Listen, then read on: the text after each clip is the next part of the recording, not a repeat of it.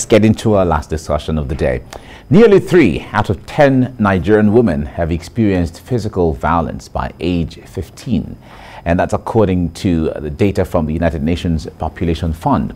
Now, all over the world, the outbreak of the coronavirus exacerbated the situation as more cases of gender-based violence has been recorded since then. In Nigeria, another factor driving violence against women is rituals, or ritualism, as it is put in some cases. Presently, Nigerians are mourning the murder of 22-year-old Oluwabamiche, who boarded a BRT bus in Lagos and was later found dead with some of her body parts missing. Nigerian women, and indeed the entire nation, is calling for justice for Oluwabamiche and her family. This is part of the crux of what we're talking about on a day like this. And joining me right now is Emalohi Irobe, an attorney and gender specialist. Emalohi, good to see you. Good to see you. It's been a long while now. Yes, it's been a long time. Back in the country. Good morning. In the studio. Yes, I'm happy to be here. Great, great. Happy to be here. As we get along, we'll also be having Betty Abba join us on the program this morning. But let's start with Emalohi in the studio.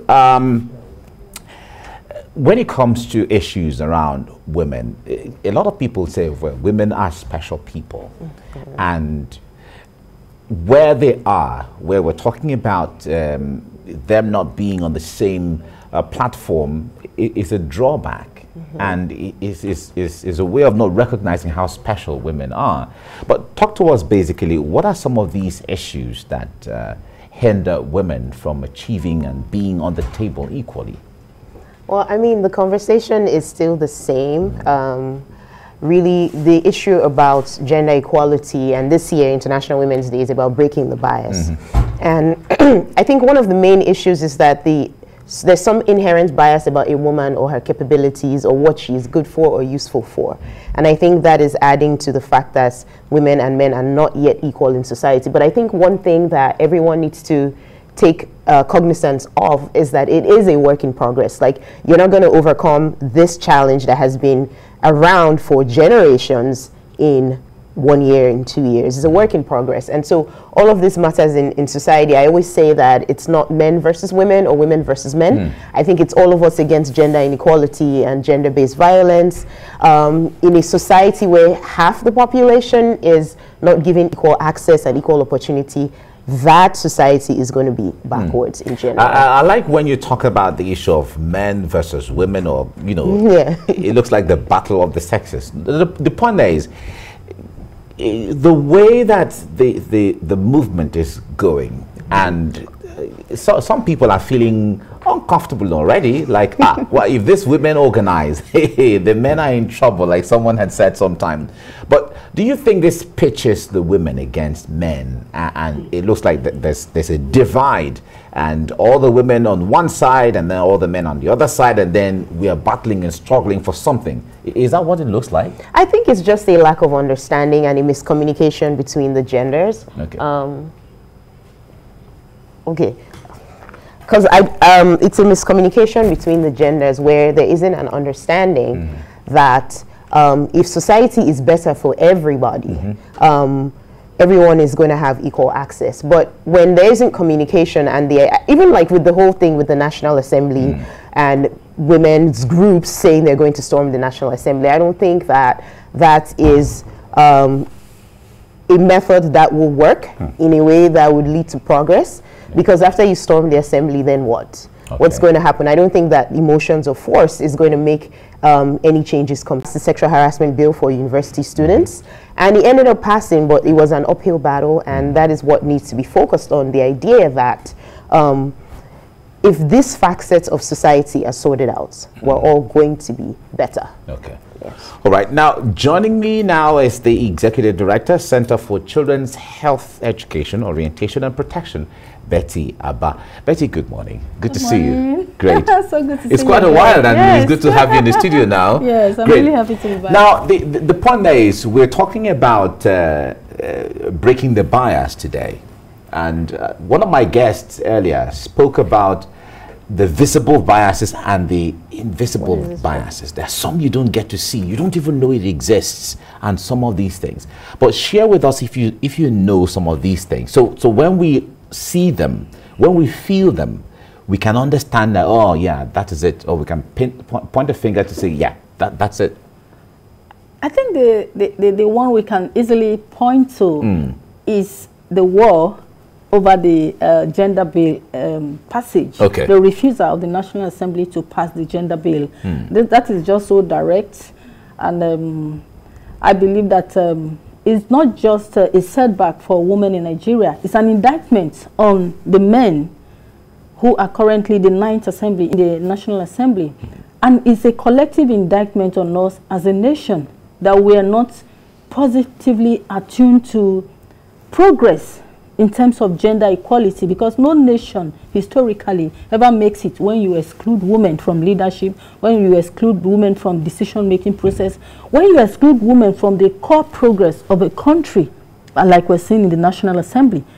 And for one of the easiest examples we give in terms of when women take over leadership, when women are when there's inclusiveness in the running of a nation, is that of the example of women running countries where the success rate in terms of response to COVID-19 is very high.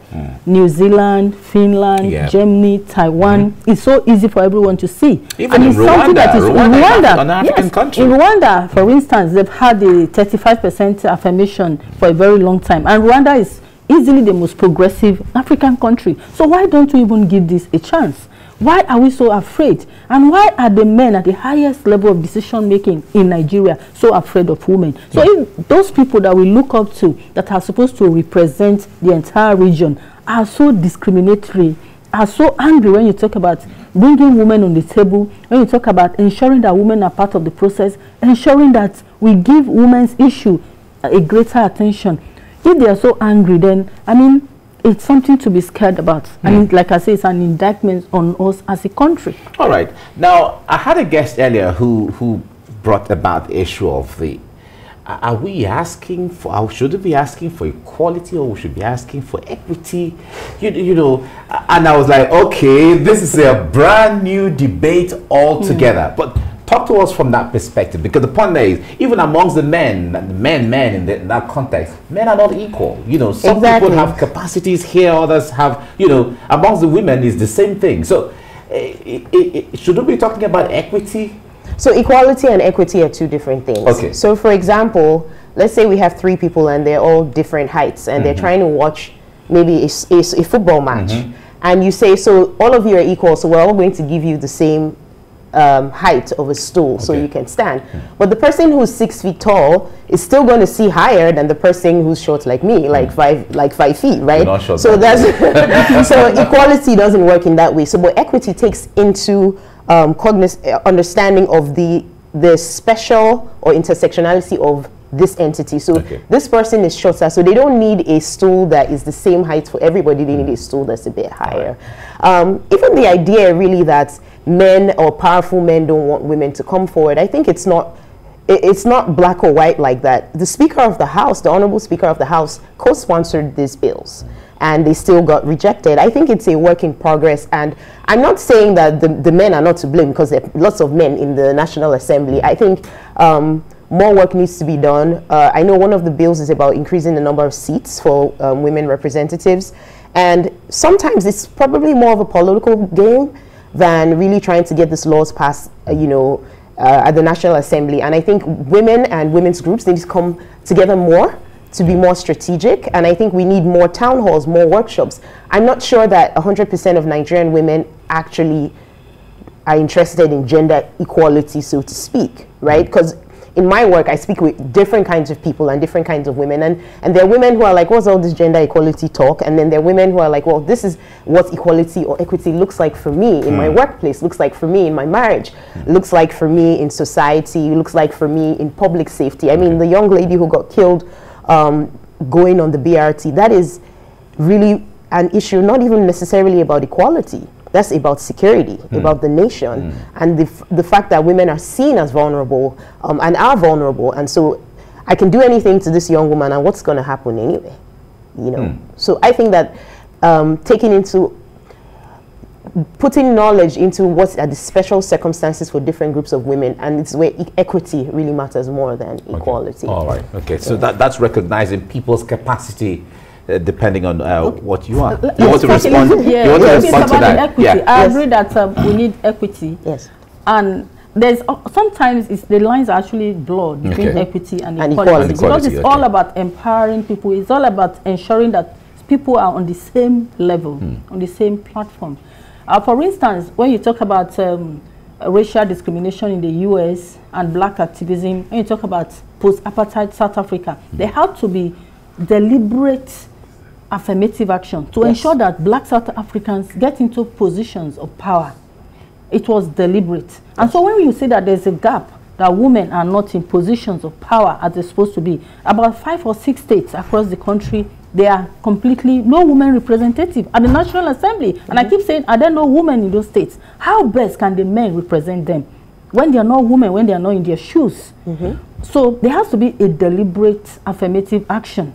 And like you mentioned earlier that rallies are not necessary, or you don't think they're the best approach. I think they are. As Chimamanda would say, we have to see a problem and call it by its name. If we're going to keep quiet, we're going to sit in workshops and continue lamenting, it's not going to solve the issue. We have to meet the men at their gate and say, this is wrong.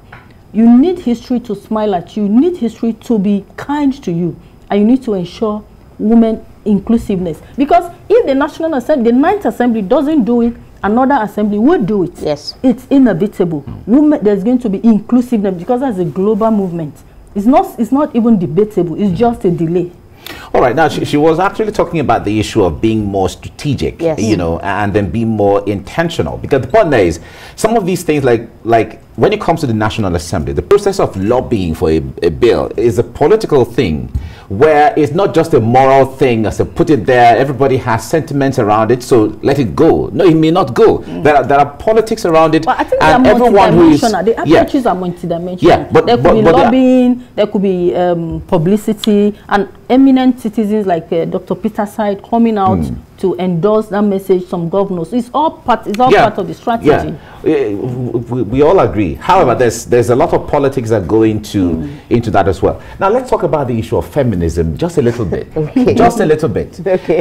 You have traveled. In fact, you just got back now. Oh my God. And I'm not putting you on the spot, but the issue there is you've seen the Western life, how it is, how people are free, you know, express themselves, show themselves, say anything they want to say.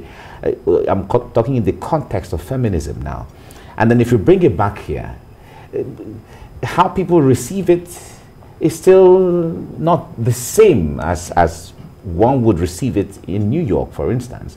Now, are we, the idea of feminism, is it the same thing that it is, you know, thriving to achieve or struggling to achieve? Is it the equality thing it's striving to achieve, or feminism is something maybe a little different than that? Feminism is just a movement to get women equal rights as men in society, equal access to opportunity, to anything that would make life better. That's really what the movement is. But feminism and feminist is taken as a bad word, you know, in Nigeria. Someone has tried to insult me and say, I beg, you're a feminist, okay? Like, how is that a bad thing that I'm trying to fight to say that women should have rights in the country? And I think Nigeria always hides behind this idea of a cultural context. It's against our culture, it's against our religion. But there are some things that you don't need to have a religion or anything, just a moral thing. So for example, there is no reason why any gender, a man or a woman, should be subjected to abuse, should not have access to education just by virtue of how they were born. And so feminism, or being a feminist, is really saying women should have equal rights, equal access, equal opportunity to have a better life. Okay. All right. Now, Betty, the issue of women not supporting women, I believe you would have heard this so many times. Now, it draws us close to, in fact, when you hear men speaking sometimes, you're like, well, the women are not ready yet. So when they're ready, we will talk or we'll engage. Now, talk to us from the perspective of women supporting women. How ready are they? Because like I made reference 2 times today so far, someone said, if the women understand the power that they wield, the men are in trouble? I really think that when you hear the phrase or this, the word, women are their biggest enemies, women don't support women, I think it's mostly thrown out by the men to try to put us down. I think so. I think it's men that use it most of the time. Because from my experience, I am active in the civil society movement in Nigeria. Most of my supporters are women. So, and it's increasingly, there's an increasing consciousness that the more we support each other, the better we are. And so I don't think that that is true, because maybe it used to be so in the past. And of course, among men and women, you have people who are petty, who are jealous, and who have issues with insecurity.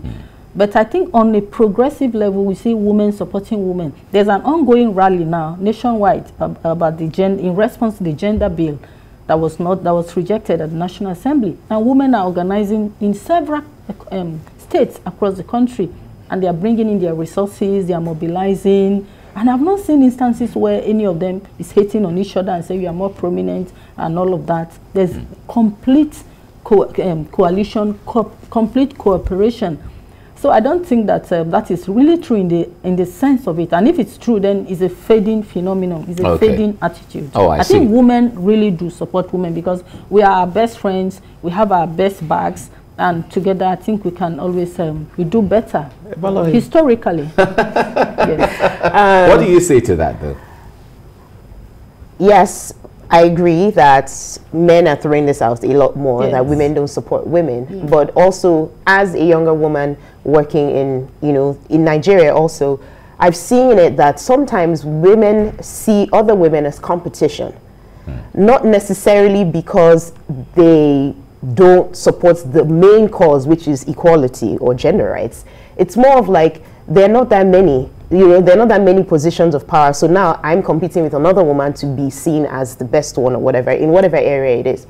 But on a larger scale, with organizations, with movements, with women who are actually dedicated to, this is what I'm working for, I'm focused on women's rights, children's rights or whatever, on an organizational level, when the goals are aligned, the support is there. But like what Ms. Betty said, is that on personal levels, and it's human nature, you would see people competing, you see where jealousy comes in. But on a grand scale where it's like, oh, women hate other women and women are, I don't think so in the movement, but maybe in personality and personal lives when it comes down to your human nature overpowers. Don't you think that men also grow jealous of each other? Definitely. So why is it being thrown around as a woman's thing? No. The point there is, of course, I think competition is a human thing. Yes. Competition is a human thing. Where like someone is telling me, I can't win this battle. It's a women's thing. But the issue there is, I think it's human to be competitive generally. And there could be healthy competition. There could be. In fact, healthy competition is even encouraged. It makes us better and all of that. So we have to wrap up here now. Thank you so much, Malahi Robe, for coming on the program today. Thank you so much. And Betty Abba, thank you very much for coming. I look forward to coming back again. No, of course. We have long time. The point there is that the whole of the month is dedicated to this.